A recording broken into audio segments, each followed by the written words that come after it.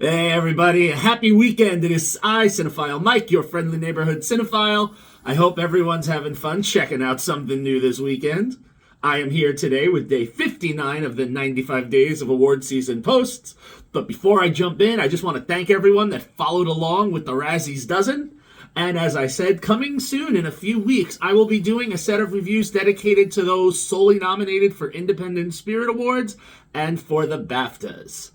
And as I go through also, I will be sharing my predictions on who I think will be winning. Because these posts are going to be a little different now. There's no need for me to say where I think an Oscar nomination might pop up, because we know what they are.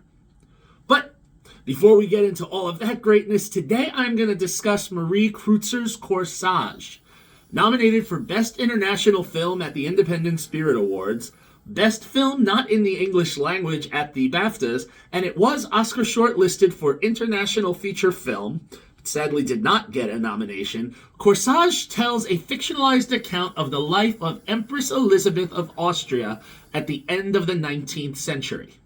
Now, being a modern woman, Elizabeth, or Sissy as she was known, has a high-flying spirit, wanting to go off and ride her horses and speak her mind or seduce her husband when she feels the need. Nothing should stand in her way.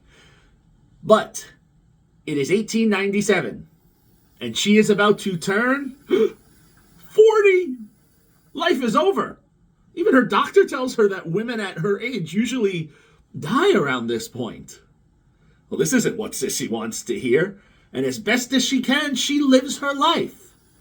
But this isn't always easy as she addresses the constant rumor mill swirling around her, flourishing about her weight. I mean, she barely eats and constantly weighs herself and has her ladies' maids pulling the strings of her corset to within a fraction of an inch. Or her rumored infidelity, which causes a rift between her and her children. And just her free, restless spirit that her husband is praying will not rub off onto their youngest child. Now, this film follows the course of just about under a year. We'll follow Cece as she deals with the ups and downs of coming of a certain age. I have to say, there's not enough that could be said about Vicky Krieps' portrayal of Empress Sissy. She delivers both a humorous flip off the aristocracy vibe, while at the same time breaking your heart. For some plot elements I won't share here because I do, and if you haven't seen this film, you should see this journey. But Krieps gives us a truly sympathetic character who's almost an unfortunate, timeless character, for while we have come a long way in over 100 years as far as women's rights go, unfortunately, we still have a long way to go. Now, besides Krieps, the cinematography for this film is absolutely stunning. Even though not every royal home is what you would necessarily expect for the aristocracy, the glorious shots of Vienna, France, Italy, and Luxembourg, and all the other European spots they shot at are truly a feast for the eyes. Additionally, I must say it's a shame that Monica Buddinger's costumes aren't up for contention this year at the Oscars, because they truly are gorgeous and are usually the things that the Academy swoons over. However, I have to say that while the design elements are gorgeous, Kreutzer's screenplay, it does drag a little bit.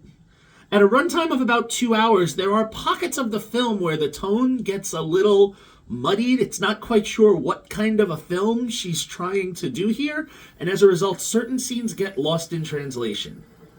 While I can recognize what Kreutzer tried to accomplish, I feel that she needed to have a little more balance in the way that the scenes go. But not taking anything away from the film, I do give Corsage a 4 out of 5 stars. It is a beautiful looking film that provides a unique alternative history. Plus, the ending, it's kind of Tarantino inspired. Make of that what you will. Now, if you want to catch Corsage, I'm going to be honest, it may be a little tricky. As of this post, and I was finally able to catch this film today, the day I'm posting this, I found the only theater showing it in New York State. So depending where you are, you may have to check your local listings to see if it's still screening. And unfortunately, as of right now, there is no streaming or physical release date. So If you haven't seen this yet and you're trying, I wish you the best of luck. And if you see it popping up, let me know. Tomorrow, I will see everyone for day 60 of the 95 days of award season posts. We're almost 2/3 through with our journey here. And tomorrow, I will be reviewing my first nominated documentary in the series. We haven't hit the documentaries yet, and tomorrow will be the first. Until then, this is Cinephile Mike saying, take a break and watch something new.